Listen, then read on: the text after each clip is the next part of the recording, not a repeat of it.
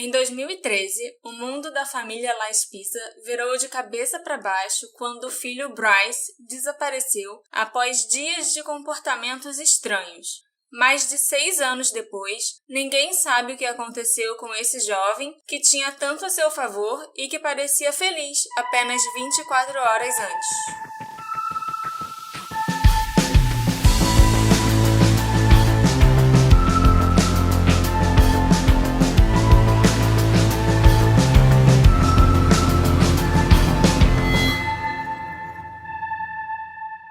Olá, meus queridos detetives assistentes! Tudo bem com vocês?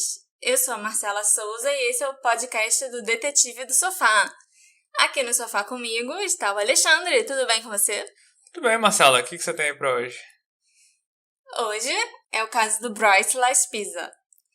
Esse é um caso de desaparecimento que aconteceu em 2013 e é um pouquinho controverso. O desaparecimento em si tem as suas estranhezas, é claro, senão não estaria aqui. Mas o passado do Bryce e da sua família também tem um certo tom de mistério. Após o desaparecimento dele, seus pais pintaram um retrato do filho perfeito em uma família perfeita e amorosa. Porém, o que eu descobri investigando aqui do meu sofá é bem diferente disso. Mas a gente ainda vai chegar lá, deixa primeiro eu te contar os fatos.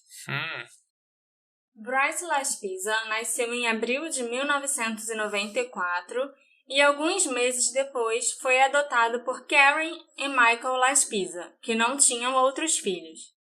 Em 2012, Bryce se formou na Naperville High School, em Illinois, e em 2013 os pais de Bryce se aposentaram e resolveram se mudar para a cidade de Laguna Niguel, na Califórnia.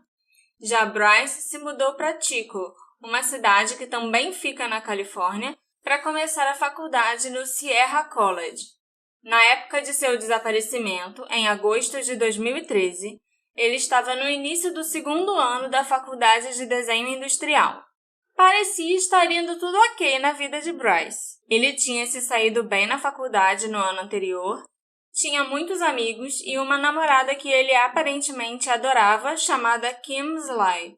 Mas, durante as investigações, seus amigos relataram que Bryce estava bebendo muito e se drogando nas 2 semanas anteriores ao seu desaparecimento. As coisas começaram a desandar no dia 27 de agosto de 2013. Naquele dia, a namorada de Bryce, Kim, percebeu uma mudança em seu comportamento e ficou preocupada.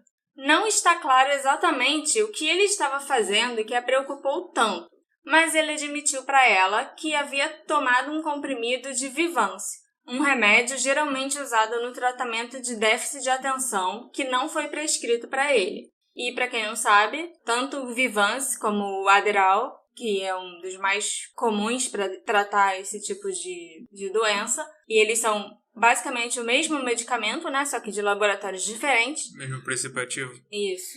Quando eles são consumidos sem prescrição, porque não tem déficit de atenção e não tem necessidade do medicamento, eles têm basicamente o mesmo efeito que você consumir metanfetamina.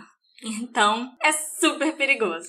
Mas não tem a ver com pessoas neuróticas estudando para prova na faculdade, não? Ele estava na primeira semana do novo ano letivo. Porque eu escuto então, falar não tem prova. Eu escuto falar de gente que gosta de tomar esses remédios pra fazer concurso, pra estudar pra prova final na faculdade, mas se ele tava na primeira semana, acho que ele ainda não precisava disso. Com certeza não. Ele tinha passado o verão em casa e voltou pra faculdade, e nisso passou 2 semanas, desculpa. E isso tudo começou a acontecer. Os amigos notaram que ele tava bebendo muito? Sim. Os pais falaram que durante o verão o comportamento dele foi normal e não tinha nada de estranho ou de diferente acontecendo. Mas, quando ele voltou, os amigos já notaram essas diferenças e ele estava bebendo muito, tomando Adderall, basicamente metanfetamina. Cocaína também tem esse efeito de você ficar ligadão pra fazer prova e estudar pra concurso, mas ninguém vai querer tomar cocaína. Não, Quer dizer, cheirar cocaína, óbvio. Eu não digo que é pra ficar ligadão, é uma droga que vai fazer você fixar o conteúdo que você estudar. Então é uma coisa que as pessoas malucas de concurso, já estão cheiradas no concurso, elas às vezes buscam, é quase um doping de concurso. Sim. pra você estudar e fixar aquela informação. Eu não lembro agora se é droga pra distúrbio de déficit de atenção ou se é uma droga tipo pra tratamento de Alzheimer. Mas eu acho que pode ter sido tomado com esse propósito. Eu acho que não. Por quê? O colega de quarto do Bryce, Sean Dixon, falou que provavelmente o Bryce tinha tomado essa droga para ajudá-lo a ficar acordado e jogar videogame a noite toda. Que ele também havia bebido garrafas de destilados durante o dia. A gente já virou a noite jogando videogame. Algumas vezes, né? E isso é ok. Mas, deixa claro aqui que nós não aprovamos o uso de drogas que estimulem esse tipo de comportamento, gente. É bom enfatizar. O comportamento de Bryce ficou ainda mais preocupante quando ele deu alguns de seus pertences a amigos. Ele deu a Kim um par de brincos de diamantes que eram de sua mãe e deu seu Xbox para Sean, dizendo que não precisava mais dele. Se algum dia eu sair dando diamante ou os consoles de videogame, amor, você, por favor, liga para um médico. Tô aqui deixando esse registro para todo mundo que me conhece saber que um dia, se eu fizer isso, eu não tô normal, eu preciso de ajuda.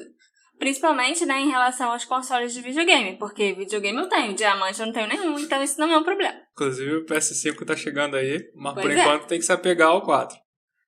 No dia 28 de agosto, Sean ligou para a mãe do Bryce para expressar suas preocupações. Ele disse a Karen Laspisa que seu filho estava agindo fora do normal e que ele havia terminado com Kim via mensagem de texto na noite anterior, dizendo a ela que ela estaria melhor sem ele. Segundo Sean, Bryce indicou que algo o estava incomodando, mas nunca explicou o que era esse algo. Algumas horas depois, o próprio Bryce ligou para a mãe da casa da namorada. Apesar de ter terminado com Kim na madrugada anterior, ele dirigiu até a casa dela a 140 quilômetros de distância. E ele insistia que estava bem, mas Kim pegou o telefone e disse para Karen que Bryce não estava agindo como ele mesmo e ela achava que ele não deveria dirigir. Karen se ofereceu para visitar Bryce no dia seguinte, mas ele disse para ela que ele queria sim conversar com ela e com o pai, mas pediu que ela não viajasse para encontrá-lo. Depois da conversa da mãe e do filho no telefone, Kim voltou ao telefone e Karen disse a ela para devolver as chaves do Bryce, sim, mas apenas se ele prometesse ligar para ela pela manhã. Aí a Kim fez o que a mãe do cara pediu, né? Devolveu a chave dele. E o Bryce saiu da casa da Kim por volta das 11h30 da noite. Óbvio. À 1h da madrugada, do dia já 29 de agosto, o telefone tocou na casa da família Laspisa. Karen acordou com o telefone tocando, mas ela não conseguiu atender a tempo. Ela imaginou que devia ser o filho, né, avisando que havia voltado para casa e que tinha chegado em segurança.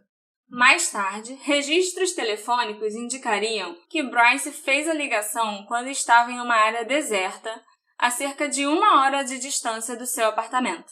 Mas essa área deserta era caminho da casa da namorada para casa dele ou completamente fora da rota que ele tomaria? Era caminho da casa da namorada em direção já mais ou menos à casa dos pais dele. Não a casa dele. Não a casa dele. Porque a casa dele ficava no meio do caminho, sim, que ele tinha que passar para ir para a casa dos pais. Mas ele já meio que tinha passado da casa dele e já estava mais afastado na direção da casa dos pais. Os pais moravam a 8 horas de distância dele.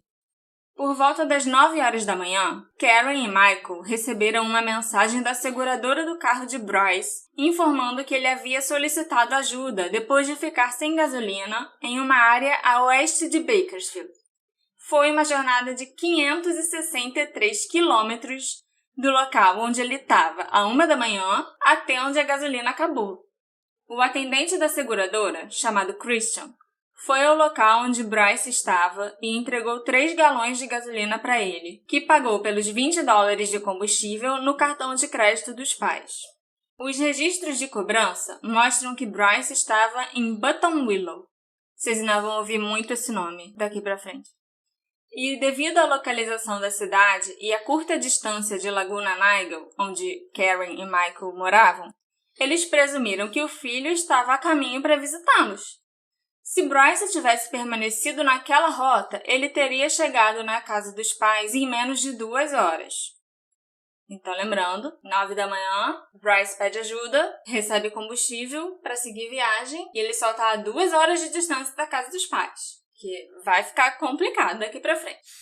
Karen e Michael tentaram ligar para o filho, mas ele não atendeu a nenhuma ligação. Algumas horas depois, Bryce ainda não havia chegado e seus pais agora estavam andando de um lado para o outro, esperando por notícias. Desesperados, eles ligaram para a seguradora e pediram ao funcionário que voltasse para verificar se Bryce ainda estava com algum problema. Quando Christian chegou ao local, ele, surpreendentemente, encontrou Bryce ainda sentado em seu carro no mesmo lugar onde o havia deixado. Quantas horas depois? Quase 4 horas depois. Quando Christian perguntou a Bryce o que ele estava fazendo, ele respondeu, nada. Christian ligou para Karen e disse que Bryce parecia bem, embora seus olhos estivessem um pouco vermelhos. Se eu fosse o Christian, que teve que ir lá a trabalho e pra ver isso, eu ia ficar muito chateado. Ele era bonzinho, ele até se ofereceu para ir de novo lá mais tarde, depois que algumas outras coisas aconteceram. Acho que ele ficou preocupado. Karen finalmente falou com o filho por volta de 12:30. Ela disse para ele ir até o próximo posto de gasolina, encher o tanque e vir para casa deles. Os Laspizas esperavam que o filho chegasse em casa por volta das 3 da tarde. Só que, mais uma vez, a hora chegou e passou sem nenhum sinal de Bryce. Pelas próximas 3 horas, ele inexplicavelmente ignorou os telefonemas de seus pais. Quando Karen e Michael rastrearam o celular do filho, porque eles eram pais bem controladores, que tinham até o Find My Phone no computador deles para rastrear tudo que o garoto fazia, eles descobriram que ele havia andado apenas 13 quilômetros durante as 9 horas que haviam se passado desde que ele recebeu a gasolina de Christian. Não se sabe por que Bryce não atendeu o telefone durante esse tempo. A essa altura ele devia estar a qual distância da casa dos pais? Ele estava só a 2 horas da casa dos pais. E a 9 horas sentado no mesmo lugar. No carro, na cidade de Button Willow. Para não dizer que ele estava sentado no mesmo lugar, pelo visto ele andou 13 quilômetros. Porque agora em retrospecto é fácil cobrar, mas às vezes se um dos pais pegasse o carro e saísse para procurar, teria resolvido a situação. Calma que ainda fica pior. Por volta das 19 horas, eles já estavam apavorados. Então, os pais contataram a Polícia Rodoviária da Califórnia, que procurou Bryce e o encontrou em seu veículo na Lagoon Drive, ainda em Button Willow. A polícia revistou seu carro em busca de drogas, mas não encontrou nada. Os policiais passaram 20 minutos com Bryce e conduziram até um teste de sobriedade no qual ele passou. Como Bryce já era maior de idade e ele não estava embriagado e nem havia cometido crimes, a polícia não podia fazer muita coisa, além de lhe dizer para ligar para os seus pais e continuar sua jornada. Mas, segundo os policiais, Bryce estava incrivelmente relutante em ligar para casa. Então a polícia fisicamente discou o número para ele e o fez falar com sua mãe por volta de 8 da noite. Ela, mais uma vez, pediu a ele para dirigir para casa porque eles estavam muito preocupados. Assim, só para constar, eu pesquisei um pouco sobre essa cidade de Button Willow porque eu fiquei muito curiosa para saber se tem alguma coisa interessante para fazer lá, né? Já que o Bryce passou o dia inteiro nesse lugar. Mas não tem nada lá. É um lugar que basicamente as pessoas param só para encher o tanque no meio de alguma viagem e olha lá, não tem nem aquela pracinha bonitinha de cidade pequena, nem nada. É só mais fazendas, um posto de gasolina ou 2 e olha lá, entendeu? Pelo que você tá falando, ele só ficou parado também, ele não procurou nada pra fazer. Não, a gente não sabe. Pô, o cara ficou de 9 da manhã, isso já são 8 da noite. Quem me garante que ele ficou esse tempo todo sentado dentro do carro?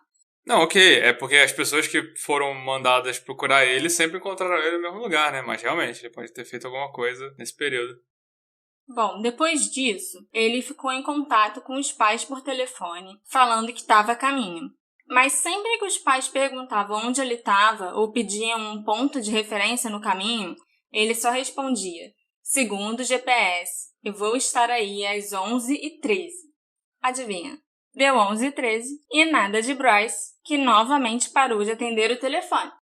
Segundo os registros de cartão de crédito, às 23 horas, Bryce parou em um posto de gasolina, em Buttonwillow, e comprou uma bebida por $1,71.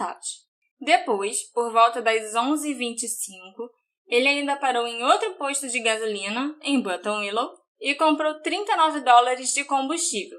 Seus pais ligaram novamente para a polícia rodoviária e dessa vez os policiais encontraram Bryce e o seguiram de carro até a interestadual para se certificar que ele chegaria lá em segurança e seguiria a viagem. Deixa eu adivinhar, ele foi parar de novo em Buttonwillow. Será?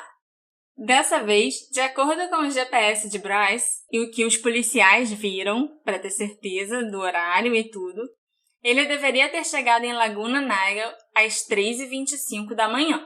Às 2h08 da manhã, Bryce ligou para Karen e avisou que havia saído da interestadual e planejava dormir no carro. A essa altura, Bryce já estava acordado há mais de 48 horas, pelo menos. Então, Karen não discutiu sobre a decisão de Bryce de dormir um pouco. Ela disse para ele dormir no carro, comer alguma coisa e depois seguir viagem. Essa foi a última vez que ela falou com o filho. Pelo que você já ouviu até agora, você acha que ele fez o que a mãe dele pediu? Você acha que ele parou para tirar uma sonequinha e depois seguiu viagem? Ele voltou para Buttonwillow.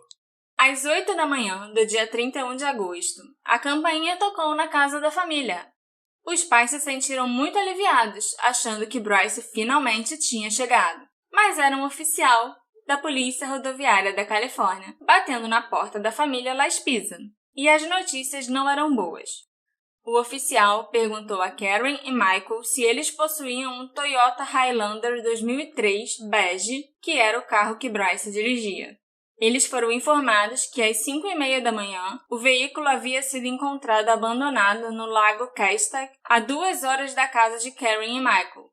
Esse lago, adivinha, fica no condado de Buttonwillow. O veículo havia batido e capotado e foi encontrado tombado numa rodovia onde ele caiu de 8 metros de altura. A janela traseira do veículo havia sido quebrada, mas Bryce não estava em lugar nenhum. A polícia presumiu que ele estava no veículo quando bateu e escapou quebrando a janela traseira. Havia algum sangue no encosto de cabeça do passageiro e no banco de trás, mas não o suficiente para levar os investigadores a acreditarem que Bryce havia se ferido gravemente. Dentro do veículo estavam um laptop, celular, carteira e uma mochila. Marcas de pneus eram visíveis no topo dessa estrada que desciam em direção ao lago Castaic. Com base no padrão das marcas na estrada, a polícia pôde dizer que Bryce desceu o barranco a uma velocidade bastante alta e não fez nenhum esforço para usar os freios. A conclusão dos investigadores foi que Bryce tentou jogar o carro no lago na tentativa de tirar a própria vida. Mas ele foi prejudicado por uma ilusão de ótica, porque o lago não era tão perto quanto ele imaginava. Talvez à noite, no escuridão, não desse para perceber isso. Mas essa estrada, que na verdade não era mais nem uma estrada, era só um meio do mato pelo qual ele foi abrindo caminho forçadamente com o carro, ela não dava no lago. Por baixo desse morro, onde ele resolveu subir de carro e depois descer de carro, porque era uma ribanceirazinha, tinha uma rodovia que passava ali embaixo e aí sim depois era o lago. Grupos de busca imediatamente foram chamados à área onde o carro foi encontrado. Mergulhadores passaram dias procurando por Bryce no lago, sem sorte. Durante a busca, os bombeiros do condado de Los Angeles responderam a um chamado na área para combater um incêndio florestal ao redor do lago. Para o horror de todos, o incêndio foi causado por um corpo em chamas. Meu Deus do céu, o moleque não para. Mas, felizmente para os Laspisa, após a autópsia ficou determinado que o corpo não era de Bryce, e sim de um homem chamado Lamondre Miles, de 35 anos. O cadáver foi crivado de balas durante uma briga por não pagar uma dívida com um traficante antes de ser desovado no local e incendiado. Então não tem nada a ver com Bryce. Aparentemente não. Embora os fatos apontassem para um esforço deliberado da parte de Bryce para prejudicar a si mesmo ou encenar sua própria morte, Karen e Michael, junto com alguns dos outros investigadores, agora se perguntavam se seu filho poderia ter se deparado com algo que ele não deveria ter visto e se tornou uma vítima de assassinato. Das imagens da câmera de segurança, daquele ponto de onde ele saiu da estradinha, a polícia conseguiu 2 fotos estranhas. A primeira foto foi tirada às 2h15 da manhã, logo depois que Bryce falou com a mãe pela última vez, e mostrava o carro de Bryce subindo a estrada. A mesma câmera, às 4h29 da manhã, registrou o carro de Bryce passando pelo mesmo lugar novamente. O que ele pode ter feito nessas 2 horas em que ele passou exatamente no mesmo lugar? No mesmo sentido também ou não? Só tinha um sentido. Ele passou no mesmo ponto. 2 vezes, voltou de um jeito que não aparece na câmera. Exatamente. E passou de novo. Isso aí. No 9º dia de busca, a polícia utilizou a ajuda de cães farejadores, que rastrearam o cheiro de Bryce do veículo até uma parada de caminhão. E foi aí que as pistas terminaram. Ao mesmo tempo em que os investigadores procuravam qualquer vestígio de Bryce, também entrevistaram as pessoas mais próximas a ele. Foi então que eles souberam que ele havia dado os brincos e o Xbox. Eles também ficaram chocados quando souberam que, na mesma noite em que ele foi embora, ele mandou a seguinte mensagem para o seu colega de quarto, Sean. Eu te amo, mano. Sério. Você é a melhor pessoa que eu já conheci e você salvou a minha alma. Pessoas que estão pensando em se suicidar costumam doar seus pertences e escrever cartas sinceras para pessoas importantes em suas vidas. Mas Sean disse que não teve a impressão de que Bryce queria morrer ou que nunca planejou voltar. Mas pessoas que querem se matar também não costumam abastecer o carro, né? Pela história que você me falou, eu acho que ele botou muito mais gasolina que o carro estava precisando. Ele gastou $59 de combustível. E isso é muita coisa. Já é muita coisa hoje em dia. Na época, em 2013, então, era o suficiente para ele ir para casa dos pais e voltar pro ponto que ele estava. Até mais, se duvidar. Eu acho que não é um comportamento normal de quem quer se matar abastecer muito o carro, mais do que precisa. O primeiro ponto que eu quero discutir são as atitudes dos pais de Bryce. Porque, sinceramente, algumas ações de Karen e Michael fazem pouco sentido para mim. Porque se a Kim sentiu que o Bryce estava agindo de forma estranha e não estava em condições de dirigir, por que a Karen disse para ela devolver as chaves do carro para o Bryce? Por que a Karen ou o Michael também não dirigiram até onde ele estava para buscá-lo? Ainda mais depois de descobrir que ele viajou só alguns quilômetros durante praticamente o dia inteiro e saber que ele só ficou ali sentado no carro. Sem querer botar a culpa neles, mas de certa forma já botando, eles deram mole. Se meus amigos ligassem para os meus pais e falassem que eu tô agindo de alguma forma estranha, a minha mãe ia dirigir, voar, andar, correr até onde eu tava sem hesitar. Ou ela ia dizer para os meus amigos para me levarem para um hospital. Ela nunca ia dizer para me deixarem dirigir para casa. Essa é uma preocupação, inclusive, que ela não tem, porque eu não sei dirigir. Sempre me pareceu estranho que os pais de Bryce não tenham ido a Button Willow, onde a gente sabe que ele ficou muitas e muitas e muitas horas. Então, essa falta de ação por parte da Karen não combina com a maneira como ela falava sobre quão próximos eles eram. Enquanto ela estava preocupada, né? Eu consegui entrar em contato com um amigo de Bryce da época em que ele era adolescente em Illinois. Esse amigo me contou um pouco sobre como era a relação entre os pais e o filho e sobre a adolescência deles. Ele alegou que havia problemas entre Bryce e seus pais. Abre aspas. Karen e Bryce tinham um relacionamento de codependência. Ela era extremamente controladora. O relacionamento dele com o pai era tumultuado, porque Mike perdia a paciência, gritava e brigava com Bryce por coisas tão triviais quanto não entender o dever de matemática. Não sei se o relacionamento já foi fisicamente violento, mas definitivamente havia muito abuso verbal e emocional acontecendo naquela casa e não apenas com Bryce. Fecha aspas. A adolescência de Bryce foi marcada por alguns incidentes, como ser pego com êxtase e com bebidas alcoólicas na escola. Acho que é seguro presumir que esse comportamento continuou ou piorou, provavelmente, né, ao longo dos anos. Eu também fiquei sabendo, através desse amigo, que quando Bryce foi pro Sierra College, ele não fez isso por vontade própria. Karen e Mike, que escolheram a faculdade para a qual ele iria, lhe simplesmente informaram a respeito e o despacharam quando o ano letivo começou. Abre aspas. A decisão foi em parte baseada na disponibilidade de dormitórios, já que eles queriam Bryce fora de casa o mais rápido possível. Fecha aspas. Agora eu vou falar dos meus pais. Se dependesse deles, eu nunca ia ter saído de casa. E você também é filho único, né? Tipo, também é todo queridinho da mamãe, do papai, que é o que eles queriam fazer parecer que o Bryce era, mas com certeza não era bem assim. A opinião desse amigo é a seguinte, abre aspas. Pra mim, suas ações foram um grande foda-se pros seus pais manipuladores, controladores e abusivos. Qual a melhor maneira de fazer com que eles saibam que você está farto de tudo, do que destruindo intencionalmente o carro deles e deixando para trás tudo que eles pagaram com seu dinheiro e usavam como meio de controlá-lo? Acredito que ele queria contar à família que abandonaria a faculdade e se mudaria para outro lugar. Ele provavelmente pretendia dizer isso na cara deles e passou o dia inteiro se debatendo com como fazer e se fazer.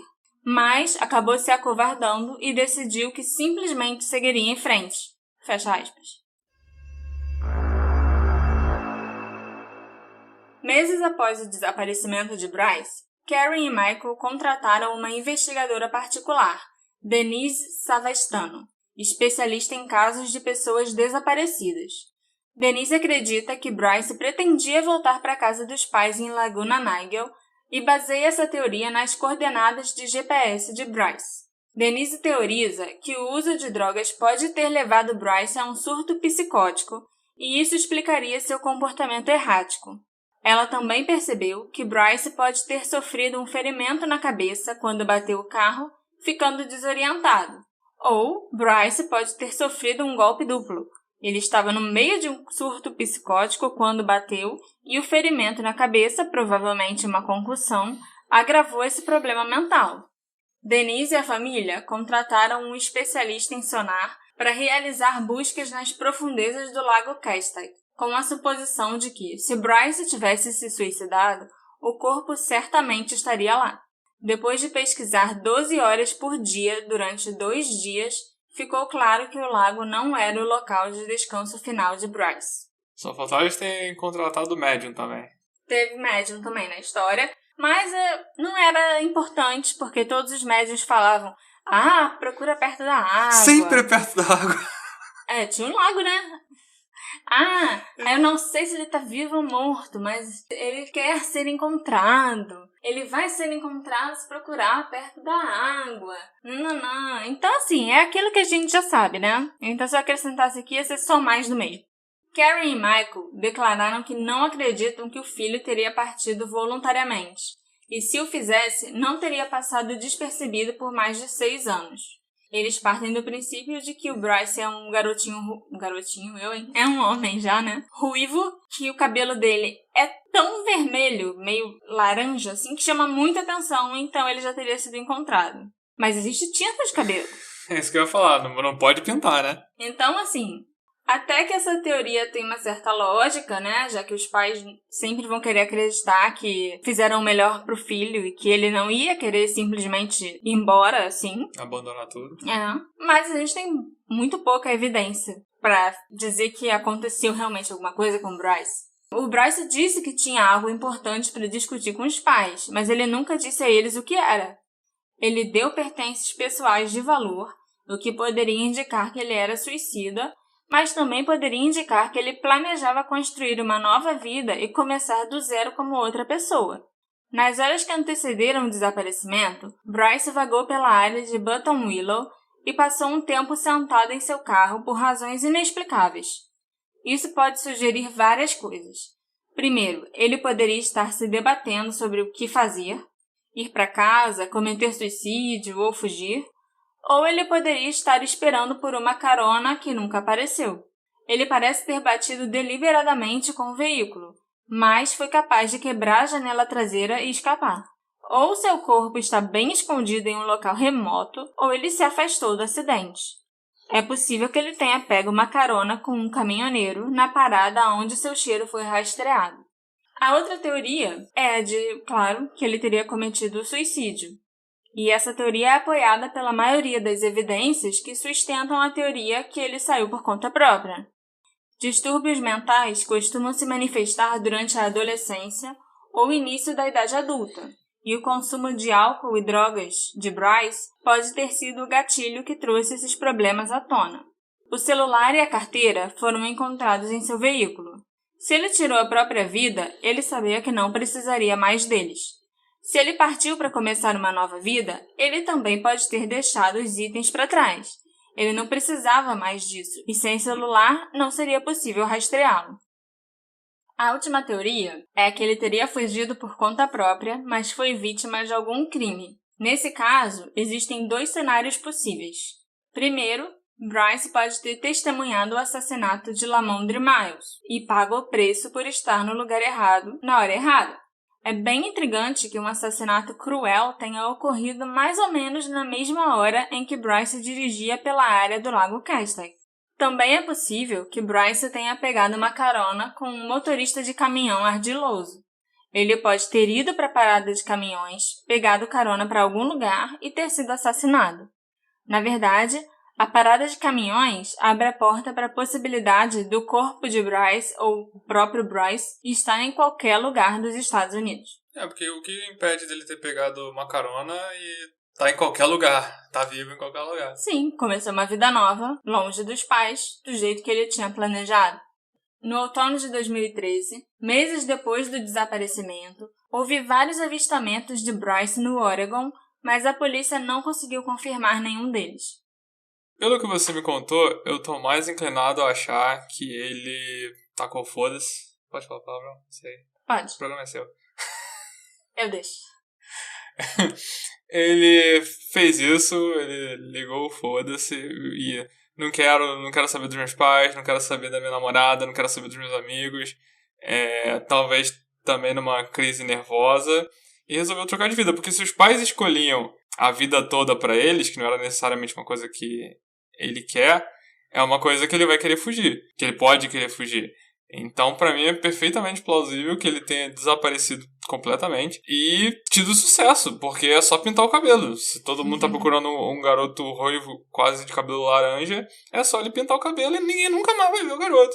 Então, eu tendo a acreditar que ele tá de boa, moreno, por aí. Você concorda com o amigo dele, então? Exatamente. Bryce é um homem branco, ruivo, de olhos azuis. Ele tem 1,70 m e aproximadamente 72 kg.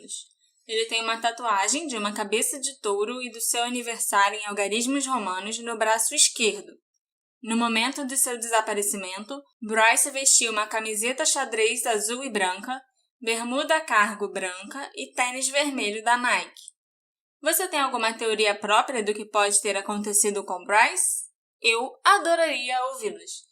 Então dá uma passadinha nas redes sociais do Detetive do Sofá, que é, @Detetive do Sofá, e me conta o que você achou desse caso. A gente se encontra na próxima investigação. Tchau, galera. Beijinho.